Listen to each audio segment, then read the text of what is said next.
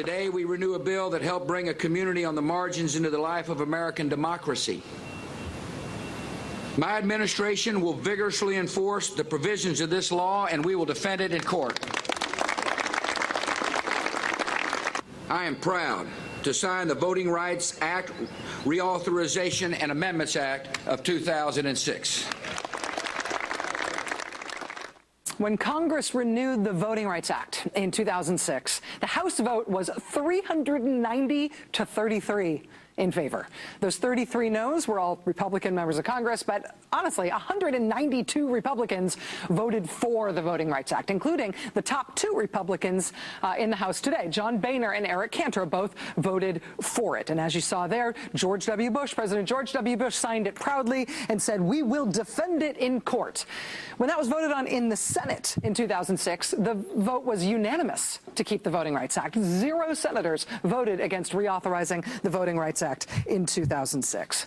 That signing ceremony was one big bipartisan garden party. The consensus for it was clear. That particular question of the civil rights era had been decided.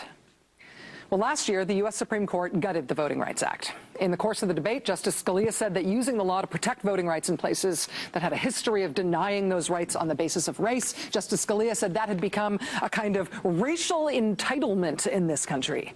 And so in a 5-4 vote where all the Republican-appointed justices voted in the majority and all the Democratic-appointed justices voted in the minority, the court voted last year to gut the Voting Rights Act and to open the way for new restrictions on voting, even in places that had a history of trying to block access to the polls for minorities.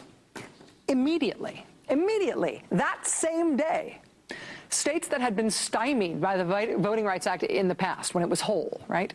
Those states announced that they would put into place the restrictions that they had been waiting for. Texas, North Carolina, Alabama, Mississippi, they all moved immediately to put in place restrictions on voting rights that they had always wanted, but they had previously been blocked from implementing because the policies were too racist for the Voting Rights Act to allow.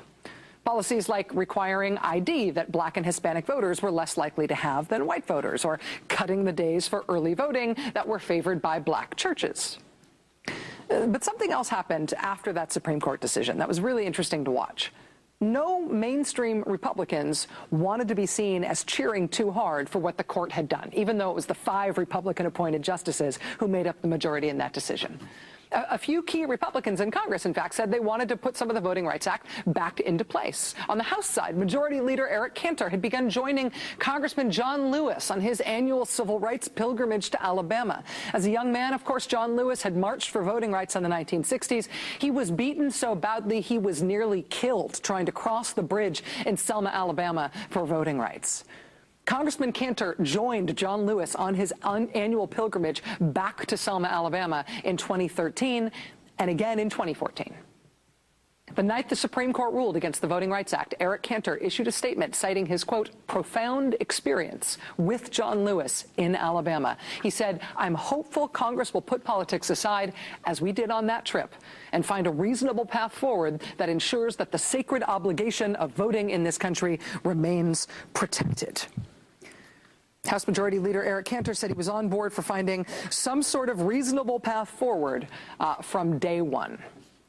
Then, in January, a bipartisan group of lawmakers put forward actual legislation to restore the Voting Rights Act. The bill made a big exception for state laws that require voters to show new forms of ID. The bill's sponsors reportedly did that specifically to attract support from Eric Cantor.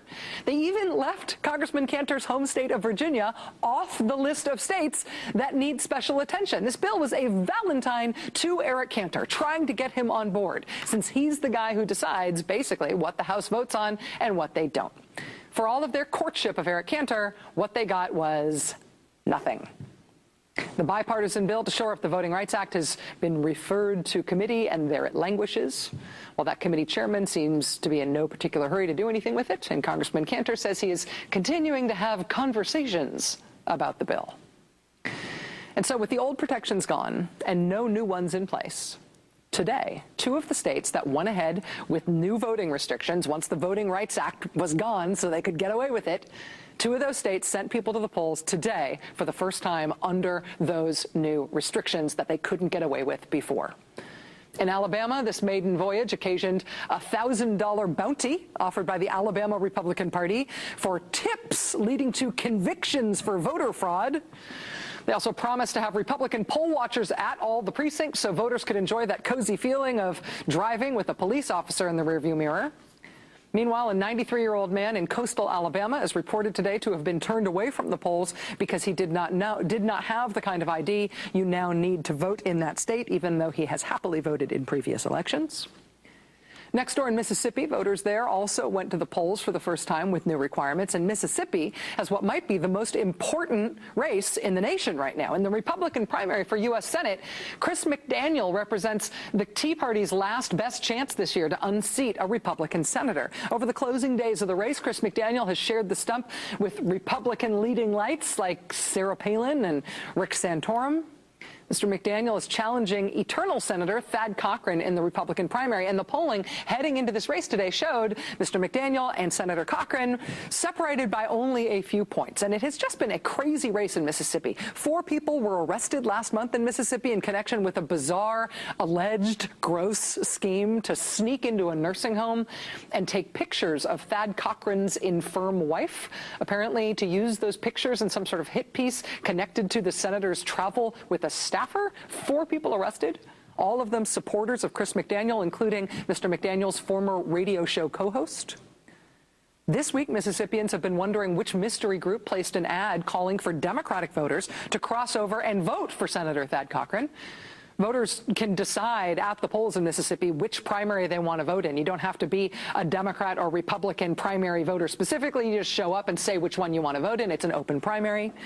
Also, it's just kind of open season in Mississippi right now. Right-wing Tea Party outside groups have spent more than $5 million on this primary, trying to unseat Thad Cochran, trying to prove that the Tea Party still can win elections, still can claim the scalps of longtime incumbent Republicans.